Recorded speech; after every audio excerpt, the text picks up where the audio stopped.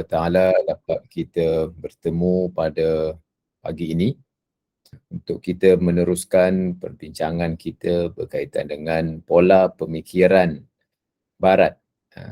Pemikiran Barat ni merujuk kepada pemikiran yang tidak selari dengan Islam. Walaupun mungkin Barat itu ada di Malaysia ataupun Barat itu mungkin di belah timur ataupun belah Jepun, tapi yang dimaksudkan dengan Barat itu ialah pemikiran-pemikiran yang berteraskan kepada benda dan bukanlah pemikiran yang selari dengan kehendak dan matlamat dalam Islam. Jadi alhamdulillah, syukur kita kepada Allah Subhanahu Wa Taala yang kita dapat bertemu pada kali ini. Yang kali ini adalah lanjutan daripada perbincangan yang lalu, cuma sukalah untuk saya mengulas ataupun menyebut semula pemikiran ini supaya kita lebih jelas dan lebih faham bagaimanakah pemikiran itu dan adakah kita mungkin termasuk ataupun terkena tempiasnya dengan pemikiran-pemikiran yang sesat Barat ini. Tuan yang dirahmati Allah. Pemikiran ini terbahagi kepada dua. Sama ada pemikiran yang berteraskan kepada benda ataupun pemikiran yang berteraskan kepada wahyu. Sama ada kepada benda ataupun kepada wahyu. Sekiranya kepada benda, sebagaimana yang kita dah bicarakan dahulu, maka dia adalah pemikiran yang Barat. Pemikiran yang, kenapa Barat saya sebutkan tadi? Kerana Barat ini menjadi ikon, menjadi menjadi simbol kepada pemikiran yang berteraskan kepada rasional, logik, kan? Itu yang disebut sebagai Barat itu. Jadi dia terbahagi kepada dua, sama ada berteraskan kepada benda ataupun berteraskan kepada ghaib. Beriman kepada wahyu, dan wahyu inilah yang menjelaskan perkara ghaib. Jadi bila terbahagi pemikiran ini kepada dua, iaitu pemikiran kepada benda, maka orang yang berfikiran kebendaan ini dia akan membawa jalur kanan ini. Sepatutnya saya tukar dah. Berada di bawah jalur ini, kan? Jalur daripada material, sekular, liberal, rational, humanism, human rights, dan demokrasi. Jadi bagi orang yang berfikiran terikat dengan agama, beriman dengan perkara ghaib, beriman perkara wahyu, dan wahyu ni bukan bersifat material, bukan bersifat benda. Dia bersifat satu ketentuan yang kita kena terima, sama ada ketentuan itu logik pada kita ataupun tak dapat kita logikkan, kita kena terima dan kita cuba faham dan kita cuba logikkan mengikut apa yang telah didasarkan oleh aturan wahyu itu. Maka kita akan timbullah beriman dengan perkara ghaib, mengambil Islam sebagai cara hidup. Sekularism ni dia tak nak Islam sebagai cara hidup, dia ikut suka dia. Liberal dia nak bebas, kita kena terikat dengan agama, kita tak boleh bebas ikut suka kita, tak boleh. Kita kena terikat dengan agama. Aliran ini dia nak rasional, dia nak logik, dia ukuran semua kepada logik, tak, kita kena ikut paduan akal dan wahyu. Aliran ini memerlukan dia tak fikir tentang Tuhan, dia fikir tentang hidup, dia fikir tentang manusia, disebut humanism. Kita tak boleh, kita kena mesti kita ada ketuhanan dalam hidup, dan Tuhan ni tak nampak oleh mata kasar, tapi bukti ada. Tak nampak oleh mata kasar tapi buktinya ada. Okay. Kemudian human right, kita oleh kerana mereka ni tak ada panduan daripada wahyu, maka mereka memerlukan melihat ataupun mengasaskan kepada keinginan-keinginan mereka. Jadi keinginan inilah yang akhirnya mereka tentukan mana satu yang wajar, yang diangkat sebagai hak, manakah satu yang tidak. Kita mengambil hukum Islam ataupun syariah sebagai asas dalam kehidupan kita lah. Kemudian mereka berteraskan kepada pluralism, dan kita ni ada yang disebut sebagai kebenaran yang mutlak. Bising lah. Sekejap bising. Sorry.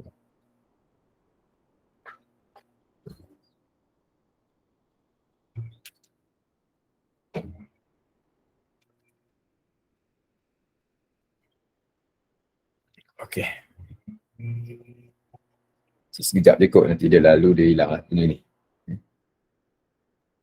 Okay, so ini ada dikotomi ataupun apa yang kita sebut perbezaan ataupun dua jalur dan dua aliran dalam pemikiran. Sekejap. Ada bunyi gangguan, nak bunyi tak ataupun okey je? Kalau ada bunyi kat belakang ni. Okey Ustaz. Okey. Okey. Okey, seterusnya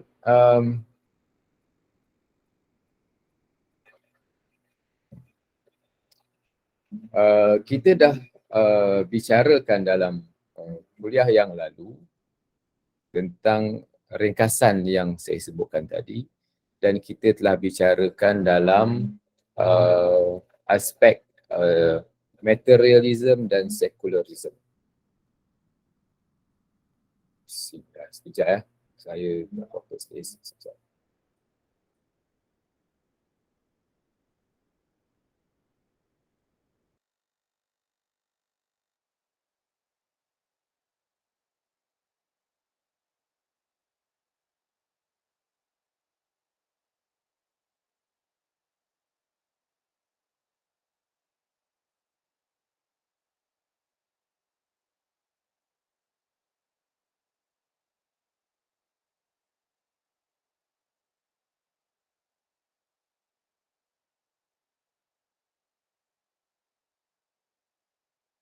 Okey,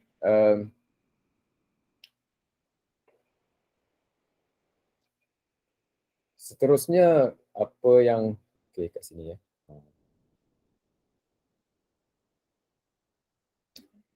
Dalam kuliah yang lalu kita bicarakan tentang secularism ini, di mana dalam sekular ni agama dianggap sebagai suatu pilihan. Agama sebagai satu pilihan, bukanlah suatu kewajipan. Jadi bila agama ni merupakan suatu pilihan, maka mereka boleh pilih-pilih lah, ikut suka lah. Nak ikut, tak nak ikut pun tak apa. So ini sangat masalah bagi kita. Kerana kita tidak boleh menjadikan agama ni sebagai suatu pilihan tetapi suatu kewajipan. Oleh kerana itu yang menjadi teras kepada pemikiran ini, maka mereka boleh untuk nak terima, nak tolak, nak jadikan panduan ataupun tidak, ikut suka. Ikut suka, ini yang dimaksudkan dengan secularism, dan akhirnya bila ikut suka itu yang menjadi asas dalam pemikiran ini, maka mereka ikut suka lah, nak ikut. So kalau itu asasnya, maka dia akan bawa kepada ini 3 tahap. Ada tahap yang tahap core ni tahap tolak agama. Dia tolak agama. Yang kedua, dan dia tak peduli. Yang ni dia tak pedulilah, dia nak ikut, orang ikut, dia tak peduli, dia tak kisah. Dan yang ketiga ni ramailah agama diambil mengikut keperluan. Nak agama, dia nak kahwin, dia ikut agama. Dia rasa dia susah, dia ikut agama. Dia rasa senang, dia tak nak ikut. Ikut keperluan. Tak, agama ni bukan suatu pilihan tetapi suatu kewajipan. Kewajipan.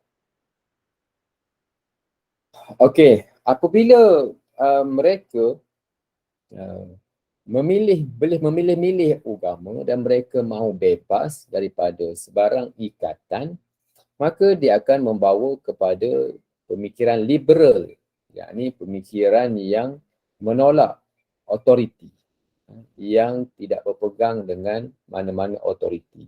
Autoriti ni maksudnya dia tak nak ikut Quran, tak nak ikut hadis, tak nak ikut apa-apa, mana-mana pihak yang berkuasa, dia tak nak ikut.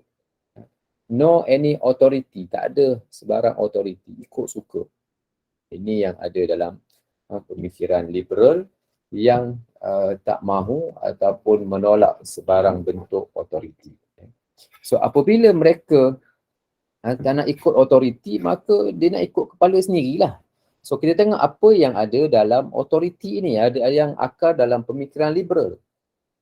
Mereka mereka berpandangan agama ni tidak boleh dipaksa kepada orang lain. Agama ni benda yang tak boleh dipaksa. Mereka allergic dengan paksaan, mereka allergic dengan undang-undang yang berteraskan kepada agama. Mereka allergic dengan peraturan, enactment, apalagi akta yang berteraskan kepada agama. Mereka tak suka. Kalau berteraskan kepada logik, okey. Logik okey. Dan mereka mahu bebas dari ikatan nas. Apa contohnya? Saya rasa saya dah sebut contoh ni dalam kuliah yang lalu kot. Kalau kita naik komuter, kita naik komuter. Komuter tu ada kos yang khusus untuk wanita sahaja. Kenapa diwujudkan kos untuk wanita sahaja? Kerana mengelakkan daripada gangguan-gangguan seksual. Okey, bila asas yang diberi pemisahan antara lelaki dan perempuan itu berdasarkan kepada alasan yang bukan agama, mengelak daripada gangguan seksual, maka mereka boleh terima. Tapi kalau alasan itu kepada agama, kerana apa dipisahkan lelaki perempuan? Kerana Allah Ta'ala mengharamkan. Terdapat dalam Quran, terdapat hadis, sehingga mereka panas, hati mereka tak tenteram kalau ada arahan ataupun ada alasan agama yang diberikan kepada mereka. Jadi mereka menolak perkara ini kerana agama ke tak agama semua boleh dirasionalkan. Jadi sebab itu mereka meletakkan keupayaan ni kepada individu, tak perlu lagi kepada agama. Kenapa mereka letakkan keupayaan kepada individu? Kerana individu ni bagi mereka mampu dan boleh untuk memahamkan, memahami apa orang panggil, dia kata kita ni dah pandai dah manusia ni dah bijak, manusia ni dah reti, tak perlu kepada agama ni, kan. Manusia boleh fikir sendiri macam mana cara untuk nak apa orang panggil, macam mana cara untuk nak hidup, nak makan, nak minum, nak pakai. Manusia dah pandai dah, buat apa nak kepada agama. Tak perlu agama ni kadang menyusahkan saja. Nampak tak? Ini yang berlaku khususnya dalam sehari dua ni lah. Siapa yang tahu tentang filem, siapa yang tahu tentang filem, cuba tag saya, cuba komen filem Mentega Terbang, siapa yang tahu, maka siapa yang baca, siapa yang tahu tentang filem Mentega Terbang yang saya dua ni lah, kecoh tentang filem ini. Siapa yang ada tahu, cuba komen sikit, dekat ruangan komen tentang filem apa tadi, filem Mentega Terbang. Sekejap saya nak pindah pula, bunyi dah tak ada.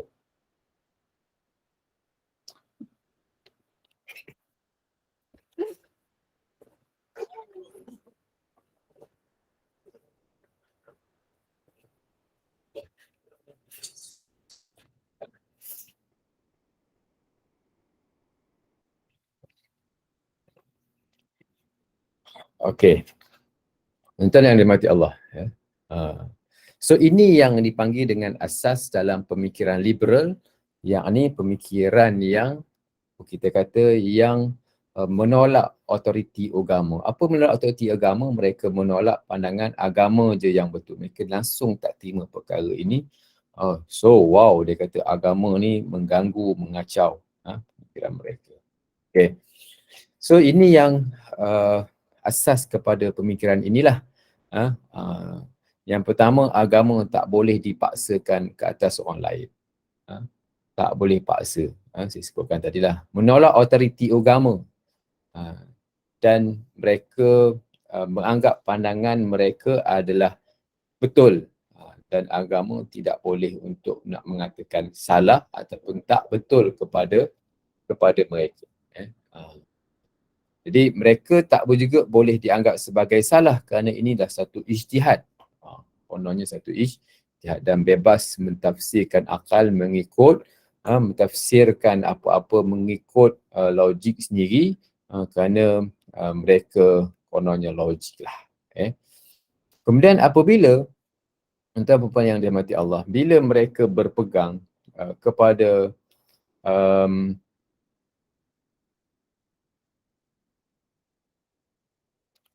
mereka berpegang kepada rasionalisme ni, kepada liberalism ini, mereka menjadikan logik sebagai landasan mengukur kebenaran. So tengok apa kaitan antara liberal dengan rasional. Liberal dengan rasional. Liberal bebas. Bila nak bebas daripada sebarang ikatan agama ke, budaya ke, maka dia akan bawa kepada rasional. Rasional ni apa? Rasional ni ialah menggunakan logik sebagai landasan untuk mengukur kebenaran. Logik ke tak logik? Kan? Logik ke tidak? Ini satu masalah lah kan. Jadi orang sekarang ni dia banyak menggunakan logik dalam mengukur satu-satu perkara. Dah baca pun tak nak. Kan? Kemudian nak dengar kuliah mengaji agama pun tak nak. Betah lagi nak baca Quran, nak kuliah-kuliah ni lagilah kena duduk macam ni. Nak payah kan. Jadi mereka menjadikan logik sebagai landasan untuk mengukur kebenaran. Jadi apa itu kaitannya? Apa kaitannya antara liberal dengan rasional? Liberal nak bebas. Bila nak bebas nak ikut ukuran siapa? Logik lah. Takkan ikut ukuran wahyu lagi. Sebab awal-awal tadi kita dah tunjukkan satu diagram dia, satu rajah. Mereka asasnya benda. Benda ni benda nampak, wahyu tak nampak. Kan? So yang mereka rasa betul-betul gunakan logik akal mereka. Jadi di mana ada kebaikan, maka itulah yang Islam nak. Ini pun satu hal juga. Kan? Contohnya yang penting Ustaz, yang penting hati kita ni baik. Kan? Saya pakai ropa ni, yang penting ikhlas. Saya pakai tudung kan tak ikhlas buat apa. Ya. Ada apa nama ni, ayah saya lah kan, ditegur adalah seorang tu lah kan, dia ditegur dan dia kata kan, kamu ni dah 50 kan, pakai seluar jin lagi kan, pakai baju sendat apa semua. Jadi dia kata, Pak Haji, dia kata, dan dia panggil ayah saya Pak Haji, dia kata, saya macam ni saya ni ikhlas kan. Ikhlas. Maknanya kalau dia pakai tudung nanti, pakai apa kan, nampak tak ikhlas pula, berpura-pura pula dah kan. Bukan, so salah faham lah tu. Salah faham. Yang penting mungkin dia kata, yang penting saya pun semayang. Ya. Saya pun puasa, saya tak adalah ngata-ngata orang, buat perkara yang tak elok. So salah tu kan. Di mana ada kebaikan dan kemaslahatan di syariat Allah. Maknanya itu Allah Taala sukalah, mana boleh kan. Itu menggunakan apa? Menggunakan logik dalam memaham satu-satu perkara. Dan mereka tak perlu agama nak tahu baik ataupun betul, benar ataupun tak benar, tak perlu bagi mereka, golongan rasional. Agama tak perlu. Kita fikir sendirilah betul ke tak betul, logik ke tak logik, bagus ke tak bagus. Ini semua ukuran logik. Dan mengutamakan logik dan menolak autoriti nas. So, ini antara asas dalam pemikiran rasional. Rasional ni maksudnya dia logik, mengukur sesuatu semua dengan landasan logik. Ini rasional.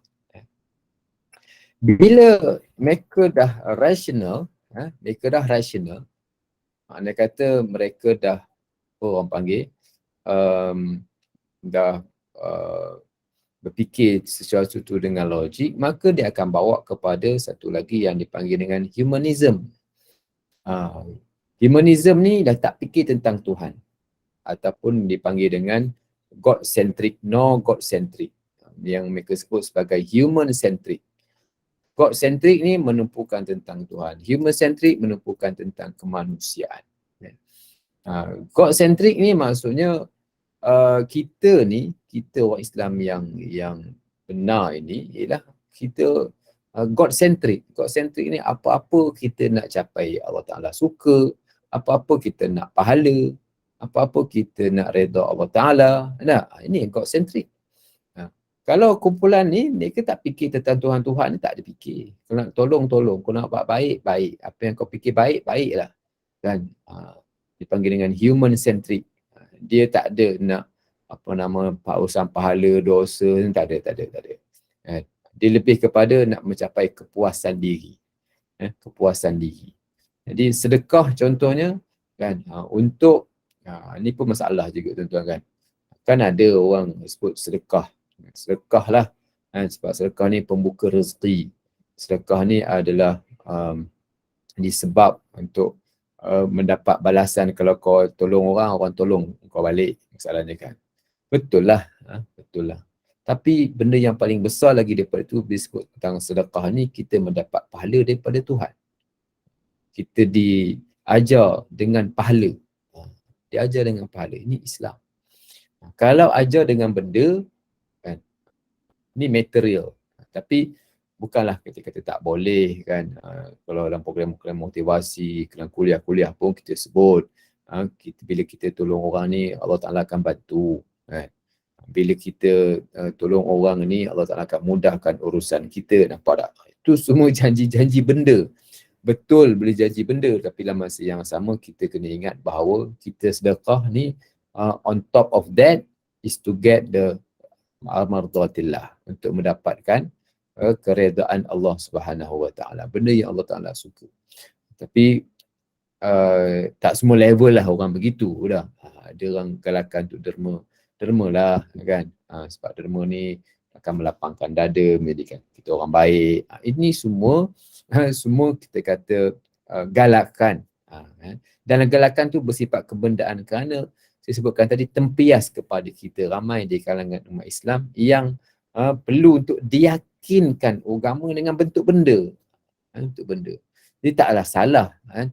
Tapi nak ceritanya, itu realiti yang kita kata tempias pemikiran-pemikiran ni kepada ramai di kalangan kita orang Islam. Orang Islam. So dipanggil dengan God-centric, dari human-centric. So being a humanist means trying to behave decently without expectation of rewards or punishment after you are dead.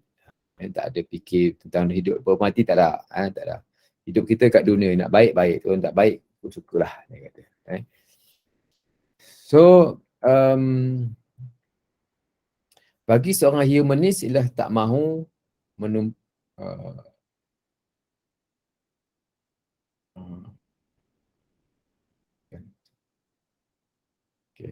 bagi seorang humanis, mereka ada kaitan dengan atheist. Mereka ada kaitan dengan atheist. Kalau nak jadi baik, good without God. Jadi baik tanpa ada Tuhan. Baik tapi tanpa ada Tuhan. Kita baiklah juga kan. Kita nak jadi baiklah, bukan baiklah juga, kita nak jadi baik. Dan bila kita jadi baik dengan panduan daripada Tuhan. Apa yang Tuhan kata baik, baiklah. Apa yang Tuhan kata tak baik, tak baiklah. Walaupun akal kita kata baik. Kan? Kalau kita tengok contoh kan, ceritanya logik tak logik, baik tak baik ni. Cerita tentang saya rasa saya dah sebut kat dalam kelas ni, tentang riba. kita pinjam orang 10,000, kita bayar 1,200. Kalau kita kata baik ke tak baik? Pinjam 10,000, lebih 10,200, lebih 200. Ikutkan logik, baguslah kan. Dapat apa? Dapat RM200. Ikutkan logik, Islam kata tak boleh. Sebab ini riba. Tapi kalau kau sedekah ataupun zakat, cukup nisab bayar zakat. Boleh pula. Malahan dengan zakat tu, duit kita makin lama makin kurang. Tuan simpan 100,000 dalam bank, kalau ikutkan hukum riba ni, dia kena bertambah lah. Kita simpan 100,000, lepas setahun, adalah dia punya apa nama ni, ribanya, kan. Naiklah 1,000, dapatlah katakan 100, dapatlah 1,000. 1% ataupun 2.5%, dapatlah 2,500 masalahnya, kan. Jadi simpan 100,000 dapat 1,200, 1,500 masalahnya. Kelama bukan bertambah. Tapi kalau zakat, tuan-tuan, zakat, kita simpan 100,000, setiap tahun akan berkurang. Dia kena kurang sebab dia kena keluar. Bila keluar, mana nak tambahnya, kan? Jadi, Islam kata tak. Islam kata no. Zakat baik. Yang, apa nama ni, Allahumma salli Muhammad. Yang riba ni tak baik, Islam kata. Tapi kita perlu terima dan fahamkan kenapa perkara itu begitu. Sebab akal kita manusia secara sepintas lalu, tentu kita akan kata makin banyak duit, makin dapat untung lagi bagus. Makin kurang, makin tak bagus. Itu akal kita. Jadi, bagi kumpulan humanism, mereka nak jadi baik, good without a God. Kalau nak jadi baik pun, kalau tak nak jadi baik pun, nak ikut sukalah. Dia semua tak ada kaitan dengan Tuhan, semua berkaitan dengan kemanusiaan. Okey, bila dah pergi kepada apa tadi, humanism, kepada kemanusiaan, manusia, so apa yang manusia tengok? Manusia tengok dia punya keinginan dia. Takkan dia nak tengok tuntutan daripada Tuhan. Tentu yang dia nak tengok itu adalah keinginan daripada manusia itu sendiri. Bila dia tengok keinginan dia, maka timbullah dua perkara ini. Satu nafsu, satu agama. Satu nafsu, satu agama. Apa beza? Hak. Nafsu ni dia akan bawa kepada hak asasi. Keinginan itu diangkat menjadi suatu haknya. Diangkat keinginan menjadi satu hak. Keinginan dan hak ni benda yang dirasa dia perlu dapat. Benda yang dirasa dia perlu dapat. Manakala agama dengan tanggungjawab, agama, peraturan, dan agama ini mengasaskan ataupun melahirkan tanggungjawab. Dan tanggungjawab ni benda yang dikena buat. Saya nak tanya tuan-tuan, perempuan, pada pagi ini. Tuan-tuan suka hak ke tuan-tuan suka tanggungjawab? Suka hak ke suka tanggungjawab? Boleh respon sikit. Saya tengok siapa yang bersama-sama dengan saya pada pagi ini. Suka hak ke suka tanggungjawab? Boleh minta tolong tulis sikit. Nak tengok siapa yang ada bersama-sama ni.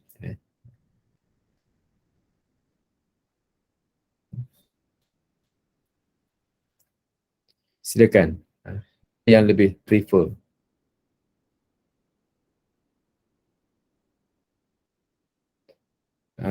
Okey, lagi. Baru dua orang. Puan Rasidah, Puan Marhani, hak, tanggungjawab. Siapa lagi? Puan Akno, tanggungjawab. Hak ke? Hak lah kan? Betul ke ni? Yang semua tulis tanggungjawab ni. Cuba tengok. Benda yang kita perlu buat ke yang kita dapat? Yang kita perlu buat ke yang kita perlu dapat? Di antara dua perkara ni. Oh, dua-dua pula Puan Habibah, hak dan tanggungjawab sekaligus. Okey. Tanggungjawab ni, benda ni benda berat. Tanggungjawab ni benda berat. Kalau pelajar lah. Kalau pelajar, sebab saya kat universiti dah pelajar. Kalau bubuh assignment lah yang paling dia tak suka. Assignment lah benda yang dia tak suka. Benda yang kita suka, benda yang rehat-rehat ke, ataupun yang kita kena buat. Kita suka kat rumah rehat-rehat, relax kan. Ni sehari kena masak, sehari kena buat tu, sehari kena kemas ni, kena kemas ni. Jadi secara rehat dia. Secara kita kata umumnya manusia ni dia suka benda yang dia dapat. Dapat apa? Dia suka benda yang dapat. Bukan dia suka benda yang dia kena buat. Setuju tak begitu? Dia suka benda yang dia dapat. Oh, aku dapat tu, dapat ni, orang bagi tu, orang bagi ni. Berbanding dengan tanggungjawab. Tanggungjawab ni kena buat, ada masa, ada ni. Dan kalau tanggungjawab tu benda yang dia suka, tak apa lah. Kalau benda yang dia suka tak apa lah. Ni kalau tanggungjawab yang dia tak suka, kena datang pejabat lah, kena buat itulah, kena buat inilah, kena gitu, kena gini. Benda yang dia tak berapa nak suka tapi dia paksa buat. Kan? Jadi gitulah. Gitulah kita manusia. Kan? Di antara hak dan tanggungjawab ni, kan, biasa-biasanya manusia lebih cenderung kepada memenuhi keinginannya. Biasanya begitulah. Dia ingin memenuhi keinginannya. Itu adalah nafsu manusia.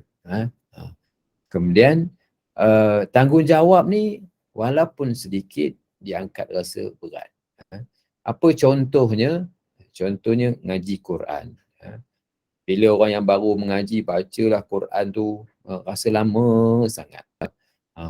Maknanya dalam tempoh setengah jam tu, lama sangat dah. Bila dia tengok phone, tengok apa ni, setengah jam tu sekejap je. Kan? Setengah jam tu sekejap. Setengah jam dah. Bila nak suruh ngaji Quran, baca, lama sangat, rasa payah sangat. Kan? Jadi ini sebenarnya kenapa ramai manusia memilih apa yang disebut sebagai nafsu dan agama, perbezaan antara hak dan tanggungjawab. Manusia lebih suka kepada keinginan, kepada nafsunya berbanding dengan tanggungjawab. Tanggungjawab ni walaupun kecil tapi berat.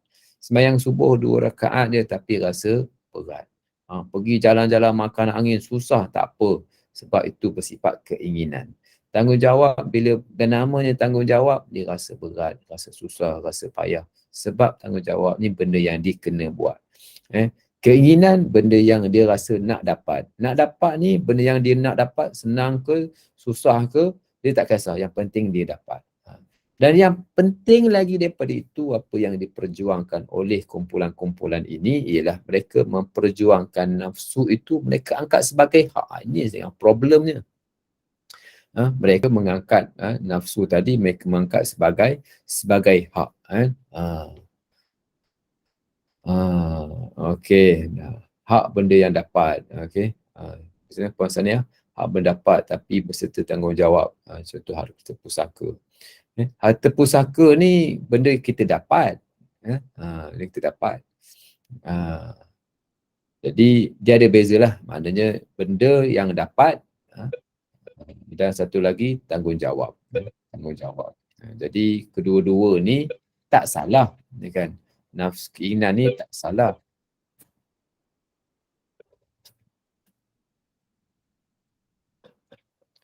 Keinginan ni tak salah. Cuma yang salahnya apabila diangkat keinginan itu sebagai hak yang dia perlu dapat dan dia bertentangan dengan agama. Itu yang masalahnya. Itu yang masalah. Okey. So mari kita tengok, di antara Islam dan Barat dalam memahami hak asasi ini, kan? Okey. Kalau kita dapat bezakan antara Islam dan pendekatan Islam dan pendekatan Barat dalam perkara ini, kita mendapati bahawa Islam, kan, dia mementingkan tanggungjawab. Islam mementingkan tanggungjawab. Barat, dia mementingkan pandangan manusia, keinginan manusia dan hak manusia. Islam, sekali lagi saya ulang, Islam mementingkan apa? Islam mementingkan tanggungjawab. Kenapa Islam mementingkan tanggungjawab? Kenapa Islam mementingkan tanggungjawab? Kerana apabila kita dapat melaksanakan tanggungjawab itu dengan baik, maka semua hak itu akan dipenuhi. Ingat dia punya keywords dia. Nah, apabila tanggungjawab ini dilaksanakan dengan baik, maka semua keinginan itu akan dipenuhi. Tapi kalau manusia ini angkat keinginan dia, ini hak saya, ini hak saya, ini hak saya, ini hak saya, maka kita tak tahu mana satu hak yang betul dan mana satu yang tidak, mana satu yang perlu diraihkan dan mana satu yang tidak. Kumpulan-kumpulan minoriti, contohnya kumpulan gay, dia pun nak hak dia juga. Kumpulan yang feminis, dia pun nak hak dia juga. Kumpulan yang nak kahwin laki dengan laki, perempuan dengan perempuan, dengan apa macam-macam lah sekarang semua dia nak. So mana kita nak tahu mana yang betul, mana yang salah. Sebab itu kita perlukan kepada agama. Sebab itu agama ni dia datang dengan pakej tanggungjawab. Kita kena ingat benda ni. Agama datang membawa tanggungjawab. Tanggungjawab itu secara tak langsung dia akan dan boleh meraihkan semua keperluan asas manusia. Sebagai contoh, kan, sebagai contoh, dalam rumah tangga, kan, dalam rumah tangga, kita menekankan tanggungjawab suami dan tanggungjawab isteri. Masing-masing ada tanggungjawab masing-masing, kan? Masing-masing ada tanggungjawab masing-masing. Dan apabila suami menjalankan tanggungjawabnya yang dengan baik, maka semua keperluan rumah tangga ni akan selesai. Akan dipenuhilah. Begitu juga dengan isteri. Apabila isteri ni menjalankan tanggungjawabnya dengan baik, kan, taat kepada suami gitu gini, maka semua keperluan, semua keinginan, semua hak yang perlu dia dapat, semua hak ni akan sempurna lah. Dengan kata lain, okey lah semua. Apabila bila yang jadi sempurnanya, bila masing-masing menjalankan tanggungjawab masing-masing. Kan? Setuju ke tak setuju macam gitu? Saya ulang lagi, apabila suami isteri menjalankan tanggungjawab masing-masing, semua keperluan rumah, semua keinginan ahli keluarga, semua semua isu-isu dalam rumah tangga ni semua akan berjalan dengan baik. Okey. Setuju kan gitu? Okey, setuju. So hak asasi tu kat mana? Kan? Hak asasi tu kat mana? Hak asasi tu begini, kan? Sekiranya saya contohkan antara dua rumah tangga. Satu ni rumah tangga bercakap tentang larasnya tanggungjawab. Tak apa, saya kata ni tanggungjawab saya. Kata suami ni tanggungjawab abang dia. Kata, yang isteri pun tak apa, ni abang ni saya punya tanggungjawab lah, saya akan buat ni. Yang apa-apa tak apalah, saya akan buat tu, buat begini. Berbanding rumah tangga B. Ni tadi rumah tangga A. Rumah tangga B. Rumah tangga B ni, kan, ini hak saya bang. Yang suami kata, ini hak saya. Ini saya perlu dapat ni. Yang isteri pun kata, bang, saya pun nak ni juga. Saya pun nak dapat ni juga. Ni hak saya ni. Macam rumah tangga A ke yang tuan-tuan suka ataupun rumah tangga B yang tuan-tuan pilih? Mana tuan-tuan pilih? A ke B? Rumah tangga A, cuba tulis. Rumah tangga A ni, rumah tangga yang dia cakap ni tak apa, ni tanggungjawab saya. Isteri pun kata tak apa bang, ni tanggungjawab saya lah, saya buat. Tak apa saya buat ni. Kan? Ini berbanding dengan rumah tangga B. Rumah tangga B ni dia kata, ni hak saya. Ini abang, ni hak saya. Suami pun kata, ini hak saya kena buat ni, ikut undang-undang ni begini. Suami hanya buat ini sahaja. Tak. Kan? Macam. Di antara rumah tangga A dengan rumah tangga B. Ya. Walaupun ada juga benarnya lah kan. B ni pun ada juga benarnya, ni hak dia. Tetapi akan lebih harmoni sekiranya kita bercakap dalam laras bahasa tanggungjawab. Kan? Tanggungjawab. Kalau semua orang menjalankan tanggungjawabnya dengan baik, kan, secara tak langsung semua keinginan manusia, keperluan manusia dapat berjalan dengan baik, dapat dipenuhi, akan lebih harmoni. Kan? Setuju tak? Puan Rashidah dah setuju dah. Adanya kalau semua dapat menjalankan dengan tanggungjawab dengan baik, alhamdulillah. Maka sebab itu saya katakan Islam agama yang mementingkan tanggungjawab. Bila tanggungjawab tu dipenuhi, tanggungjawab ni top down. Itu yang ada dalam apa namanya, dalam saya punya slide ni, tengok top down, atas bawah. Kan? Sebab secara tak langsung dia akan memenuhi semua keperluan agama. Ini basic needs yang ada pada manusia. Agamanya, nyawanya, akalnya, hartanya, keturunan maruah ni semua akan dipenuhi. Kan? Dan itulah turutan dia. Dan Islam menyusun turutan ini, ada agama, nyawa, akal, harta, keturunan. Dia susun turutan ini dengan baik. Kan? Jadi tak adalah maknanya dia mementingkan keturunannya, tak pentingkan ke tak, dia susun, dia ada susunan dia. Susunan agama dulu, nyawa, akal, dia susun. Tapi kalaulah orang tadi menggunakan laras bahasa hak saya, ni hak saya kata suami, ini hak isteri, kan? Mungkin itu berteraskan kepada keinginan suami itu nak lebih-lebih begini. Suami pun begini, isteri pun begini, sudahnya bergaduh lah. Sudahnya tak tahan rumah tangga kalau macam ni, pecah. So kita kena bercakap dalam bahasa. Ini bukan bermakna Islam tidak mementingkan tanggungjawab, tak mementingkan hak asasi, tak. Tapi apa yang saya sebutkan tadi, Islam apa tadi? Islam menekankan tanggungjawab berbanding menekankan tentang hak-hak manusia. Bukan Islam tak pentingkan hak manusia, tetapi apabila manusia melaksanakan tanggungjawabnya dengan baik dan sempurna, insya-Allah semua hak tadi akan dapat dipenuhi. Okay. Walau bagaimanapun, ada di kalangan manusia yang tidak menjalankan tanggungjawab. Ada yang bebal, ada yang bengong, ada yang bodoh, ada yang sengaja, ada yang gila, ada yang gila isi, macam-macam lah. Tak nafikan perkara itu berlaku. Dan ada cara yang ada dalam agama dan Islam ni untuk kita selesaikan. Ada yang dibawa kepada pengaduan, ada yang bawa kepada jumpa kaunselor, ada yang bawa ke mahkamah, ada yang bawa kaunseling, macam-macam lah. Adalah laluan-laluan itu kalau ada pihak-pihak yang tak menjalankan tanggungjawabnya dengan baik, kan. Kita pergi kepada pihak pengaduan.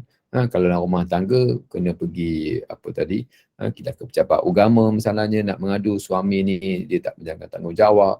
Alah, biro aduan, macam-macam lah, maknanya ada dia punya saluran untuk menambah baik ataupun untuk apa orang panggil, untuk mengatasi masalah mereka-mereka yang tidak menjalankan tanggungjawab dengan baik. Tapi dia punya rule of thumb dia, ataupun kita kata kaedah dia, Islam menekankan tanggungjawab, bukan menekankan tentang hak asasi, kerana apabila tanggungjawab tu dilaksanakan dengan baik, semua hak ini akan dipenuhi. Dan tanggungjawab yang Islam berikan ini bukanlah benda yang sangat berat. Dengan kata lain yang sangat susah, yang tak. Islam ada tanggungjawab, ada komitmen yang perlu diberi. Tapi komitmen ini bukanlah banyak sangat dan bukanlah panjang, bukanlah susah, tapi sesuai dengan kemampuan yang ada pada manusia. Gitu. Apa lagi? Okey, yang pluralism. So saya berhenti setakat itu, kan. Ada apa-apa nak tanya? Any question?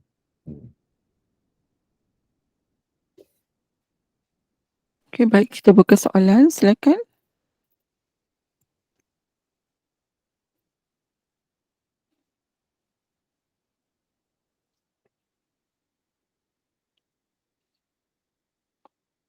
Any question? Ada apa-apa nak tanya?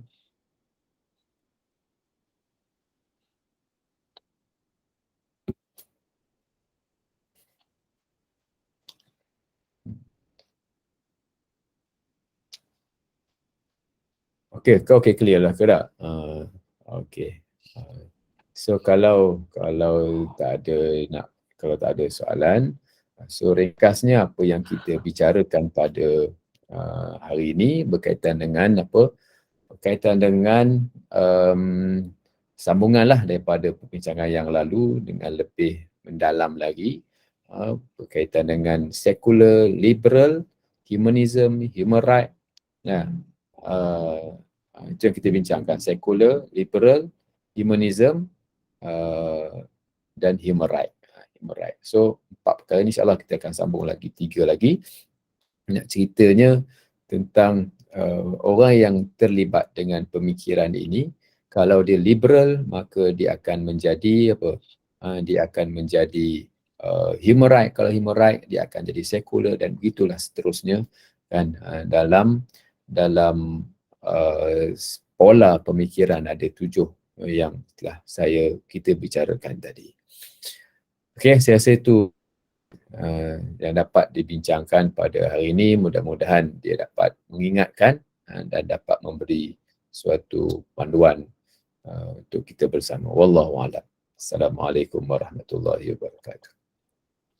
Waalaikumsalam warahmatullahi wabarakatuh. Jazakallahu khairan al-Fadhil Ustaz Dr. Faizal Asyari. Terima kasih atas kesudian berkongsi ilmu mengenai perkembangan pemikiran ini, dan semoga ianya memberikan sedikit sebanyak kefahaman dan manfaat buat kita semua. Dan terima kasih kepada para jemaah duduk sama-sama hingga ke akhirnya, dan teruskanlah pada pukul 9 nanti kita akan teruskan lagi kuliah duha kita bersama dengan Al-Fadhil Ustaz Ghazali. Dan terima kasih juga kepada penaja sudi saja slot program kita. Dan Ustaz, saya serahkan kembali pada Ustaz untuk tutup majlis ilmu ini dengan tasbih kafarah dan surah Al-Asr. Silakan Ustaz. Subhanakallahumma bihamdik asyhadu an la ilaha illa anta astaghfiruka wa atubu ilaik. Bismillahirrahmanirrahim. Wal 'asri innal insana lafi khusr illa alladziina aamanu wa 'amilus shalihati wa tawassaw bil haqqi wa tawassaw bis sabr. Assalamualaikum warahmatullahi wabarakatuh. Waalaikumsalam warahmatullahi wabarakatuh. Terima kasih Ustaz.